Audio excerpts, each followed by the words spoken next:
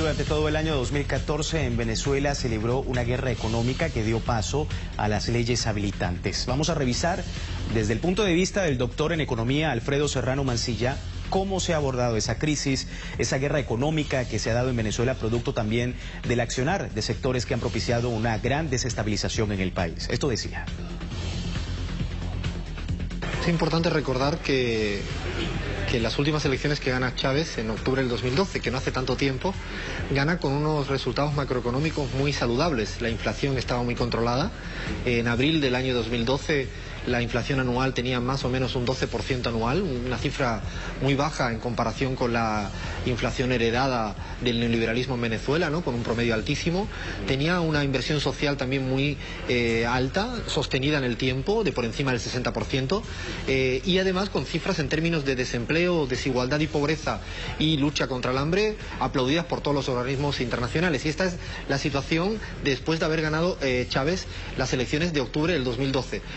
Después de la enfermedad del presidente Chávez y la necesaria convocatoria de elecciones en abril del 2013, es justamente cuando se puede uno observar cómo hay un cambio en el comportamiento de los agentes económicos en Venezuela.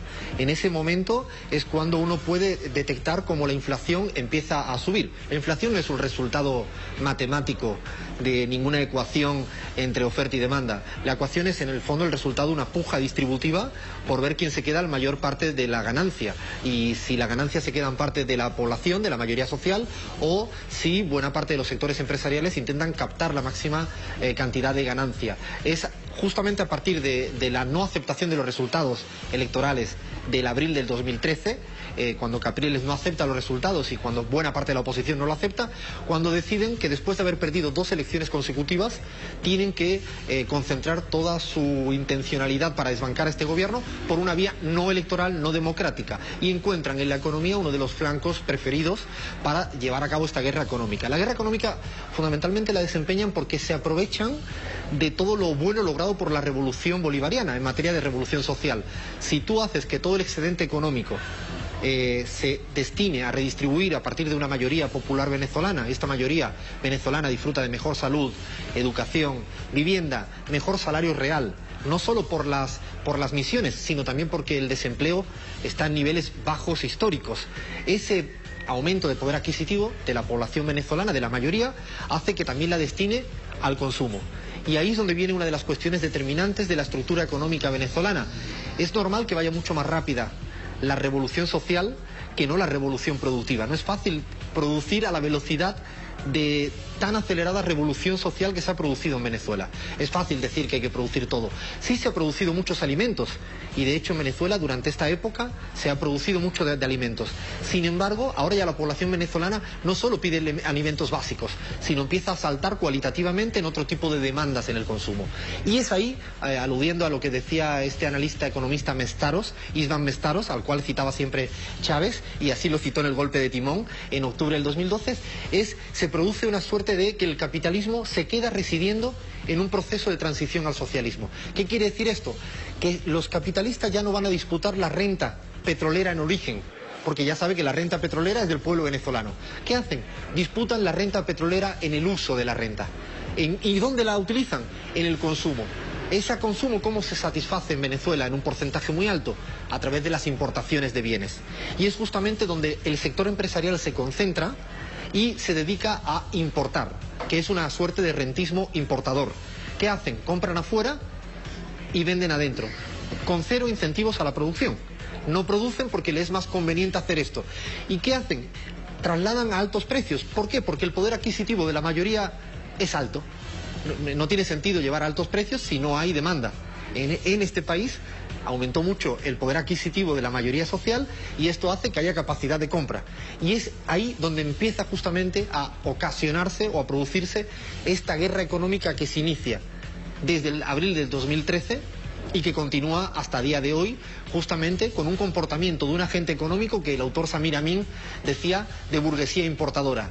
cero incentivos productivos. Y es el nuevo rentismo del siglo XXI. Se aprovechan de justamente de transformaciones económicas que redistribuyen el dinero, y entonces ellos buscan la manera mejor de reapropiarse del nuevo excedente económico. Ahora está en los bolsillos de las familias venezolanas, como en el acto de consumo. Y a partir de ahí empieza un proceso de inflación inducido muy alto, que además logran trabajar con un dólar paralelo, dólar ilegal. ¿Qué significa esto? Le piden dólares al Estado para importar, pero no dedican todos los dólares a importar.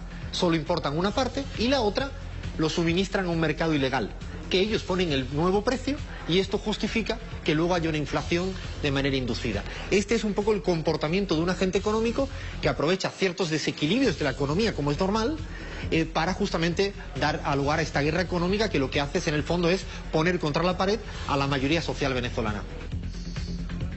Bueno, y es oportuno destacar algunos datos publicados por el Instituto Nacional de Estadística de Venezuela, que da un amplio panorama sobre los avances en estos 15 años de revolución en materia económica. Desde la llegada del gobierno bolivariano en 1999, los avances socioeconómicos han sido cuantiosos. Un ejemplo de ello es el aumento de la inversión social. Entre los años 1984 y 1998, esta alcanzó los 80,608 millones de dólares, mientras que entre 1999 y 2013, la inversión superó los 623 mil millones de dólares. En este sentido, la pobreza disminuyó, situándose en el año 2013 en 5,5%, en contraste al año 1998, que situaba en un 10,8%. Asimismo, la tasa de desocupación en diciembre de 1999 era de 10,6%, mientras que en el mismo mes del año 2013, la desocupación registrada fue de 5,6%. En términos de empleo formal, en diciembre de 1999, la cifra se ubicaba en 55,0% y en diciembre de 2013 pasó a 62,1%. Por su parte, el sector informal en 1999 representaba un 45,0%, mientras que en el 2013 fue de 37,9%. También destaca el coeficiente Gini, medidor de la desigualdad, que se situó en 1998 en 0,436. En comparación, en el 2013 fue de 0,398. En materia de producción interna bruta, en el año 1998, esa correspondió a 90.964 millones de dólares, mientras que en el 2013 superó los 360.000 millones de dólares, creciendo un 295,9% de 1998 al 2013. El contrabando en la frontera común con Colombia es un aspecto dentro de esta guerra económica que se ha abordado muchísimo y que requiere, decía el presidente Nicolás Maduro, de una nueva inteligencia financiera para ir detrás de las mafias, para poder desarticular todos estos tipos de negocios que se están formulando en la frontera común con Colombia. Alfredo Serrano también se refirió a este proceso. Esto dijo. Claro, realmente lo que se produce en Venezuela es que, a pesar de todas las críticas que se dicen desde el exterior, la posibilidad de obtener alimentos y bienes básicos a un muy buen precio en Venezuela, incluso en muchos de los terrenos a precios subvencionados, precios por encima de lo que ellos llaman el precio de mercado, un precio de mercado ficticio, porque es que muy pocas empresas determinan el precio. A eso le llaman precio de mercado. En ese nuevo precio mucho más justo de determinados bienes que sí existen, claro, hay ciertas mafias que lo que hacen es procurar sacarlos afuera del país para provocar un desabastecimiento en los lugares fronterizos, y además un desabastecimiento incluso que tiene incluso efecto en lugares de la Caracas o de otras ciudades de Venezuela. El efecto de ellos es verdaderamente además aprovechar ciertos juegos de tipo de cambio. El hecho de manejar una economía con un tipo de cambio de 6,30. ¿Por qué 6,30? Porque justamente la política de divisas plantea la cuestión de la justicia en la asignación de divisas. No se puede plantear más de 6,30 a bienes que son básicos para la población. Por lo tanto, ese dólar relativamente barato para muchos bienes básicos es aprovechado justamente por ciertas economías periféricas. En este caso, el caso colombiano es el más obvio y más destacado, porque aprovechan ese diferencial de tipo de cambio para sacar bienes hacia afuera, lo cual tiene una repercusión muy negativa en la economía economía colombiana, que de manera indirecta está subsidiando cierta oferta de bienes básicos en la economía colombiana. Bueno, varios de los aspectos de esta guerra económica en Venezuela, pero se ha hablado de una nueva fase refundadora que va a definirse por 5 ejes revolucionarios. Veamos.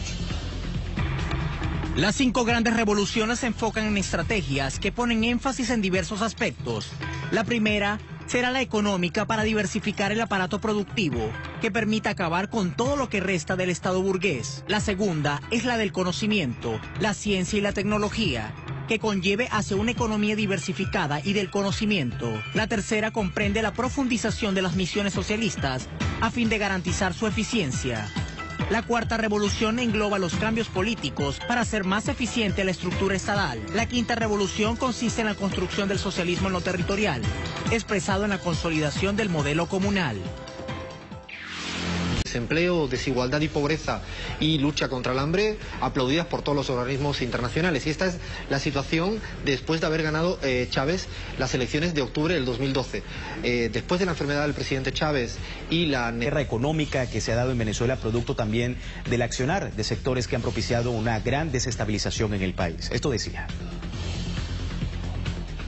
Es importante recordar que las últimas elecciones que gana Chávez, en comparación con la inflación heredada del neoliberalismo en Venezuela, ¿no?, con un promedio altísimo, tenía una inversión social también muy alta, sostenida en el tiempo, de por encima del 60%, y además con cifras en términos de en octubre del 2012, que no hace tanto tiempo, gana con unos resultados macroeconómicos muy saludables. La inflación estaba muy controlada. En abril del año 2012 la inflación anual tenía más o menos un 12% anual, una cifra muy baja. Durante todo el año 2014 en Venezuela se libró una guerra económica que dio paso a las leyes habilitantes. Vamos a revisar desde el punto de vista del doctor en economía Alfredo Serrano Mancilla cómo se ha abordado esa crisis, esa